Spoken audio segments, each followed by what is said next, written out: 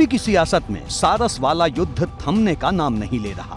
पहले सारस को पक्षी विहार भेजने पर सियासत हुई और उसके बाद जब सारस पक्षी विहार से गायब हुआ तो सियासी बयानों ने फिर माहौल गर्म कर दिया। दरअसल मंगलवार को वन विभाग की टीम अमेठी में आरिफ के घर पहुंची थी और सारस के राजकीय पक्षी होने का हवाला देते हुए उसे रायबरेली के समसपुर पक्षी विहार ले गई। लेकिन कुछ ही घंटे के भीतर सारस वहां से गायब हो गया। जैसे ही यह सूचना अखिलेश यादव तक पहुंची, उन्होंने फिर एक बार सारस के मुद्दे पर भाजपा सरकार को घेर लिया। अखिलेश ने ट्वीट किया, यूपी के राज्य पक्षी के प्रति ऐसी सरकारी लापरवाही एक गंभीर विषय है। भाजपा सरकार तत्काल सारस खोजे, नहीं तो पूरी दुनिया के पक्षी प्रेमी आंदोलन करेंगे। मुख्यमंत्री जी चाहें तो लापता सारस का कोई नामकरण भी कर दें, लेकिन उसे ढूंढकर उसकी जान जरूर बचाएं। वो सारस भी पूरे यूपी को वैसे ही प्रिय है जैसे मुख्यमंत्री जी को गोलू। हालांकि सियासत रफ्तार पकड़ती उससे पहले ही सारस मिल गया।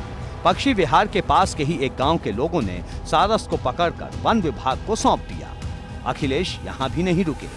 उन्होंने ट्विटर पर लिखा, यूपी के पक्षी प्रेमी बी सैया नामक गांव को बहुत बहुत धन्यवाद, जिसने सारस को बचाया, खिलाया पिलाया और वो काम कर दिखाया जिसमें यूपी की सरकार नाकाम रही। सच तो ये है कि प्रेम से बड़ी सत्ता और कोई हो ही नहीं सकती। भाजपाई अगर समय रहते ये समझ लें तो शायद उनके अंदर की नफरत कुछ कम हो जाए। सरकार को घेरा नहीं, जब उसको तकलीफ थी, पैर टूटा, चोट लगी और बचाने का काम अगर किसी ने किया था तो आरिफ ने, और पिछले कई दिनों से आरिफ ने उसकी सेवा की और सेवा की वजह से उससे लगाव हो गया। सरकार को क्या सूझा कि सारस को उठा ले गए? अगर उठा ले गए थे तो जिम्मेदारी सरकार की बनती है, वन विभाग की बनती है कि उसकी सेवा करते। अब वो चला गया कहीं, जाने के बाद अगर गांव के लोगों ने उसकी सेवा न की होती, पकड़ करके सुरक्षित न रखा होता, कुत्ते दौड़ा रहे थे, कुत्तों से न बचाया होता, तो आज क्या स्थिति होती? उनको कोई ना कोई ट्वीट करना है, आप लोगों को उनके ट्वीट पे सवाल करना है। जो भी मतलब कानून के हिसाब से कार्रवाई होनी चाहिए, मुझे लगता है वन विभाग ने किया है। यद्यपि मुझे इस पूरे विवरण की जानकारी नहीं है कि उन्होंने क्यों कहा है, कैसे कहा है, उनका क्या उद्देश्य था, लेकिन मैं ये मानता हूँ कि इस प्रकार की चीज़ों में फंसने की जगह वो जनहित की बातें उठाएं। सारस से बिछड़ने का जितना आरिफ और उसके परिवार को गम है, उतना ही सियासी दुख अखिलेश यादव को भी है। बुधवार की प्रेस कॉन्फ्रेंस में उन्होंने यहां तक कह दिया था कि वो जिससे भी मिलने जाते हैं सरकार उसके खिलाफ कार्रवाई करने लगती है। अखिलेश ने ऐसा इस वजह से कहा क्योंकि कुछ दिन पहले वो आरिफ और सारस की दोस्ती देखने उसके घर पहुंचे थे। इसी तरीके से आप कोई मान लो बिस्किट भी खिलाता है, कोई दाना खिलाता है। पूरे देश ने देखा कि प्रधानमंत्री जी मोर को अपने घर पे खिला रहे थे।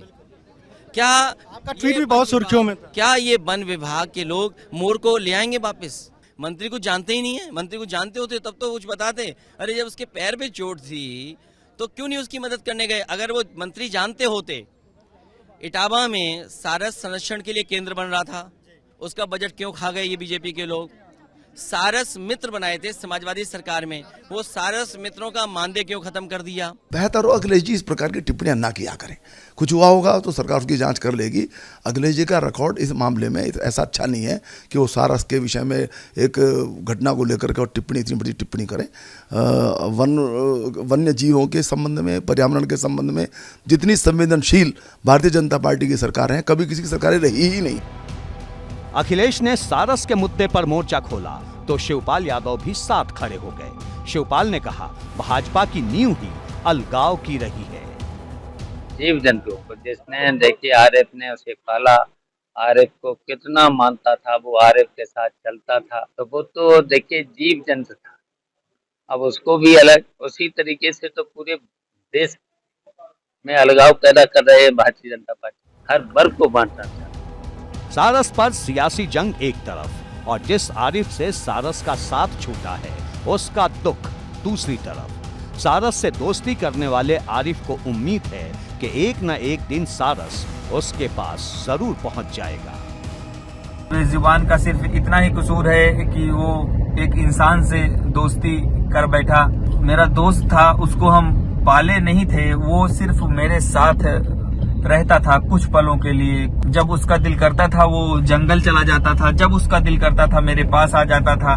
ना हमने उसे कभी बंधक बनाया था और ना ही कभी उसे बांध के रखा हुआ था, ना कभी उसको आने जाने के लिए कहीं मना करते थे हम। सारस और आरिफ के बीच अब दूरियां बढ़ गई हैं।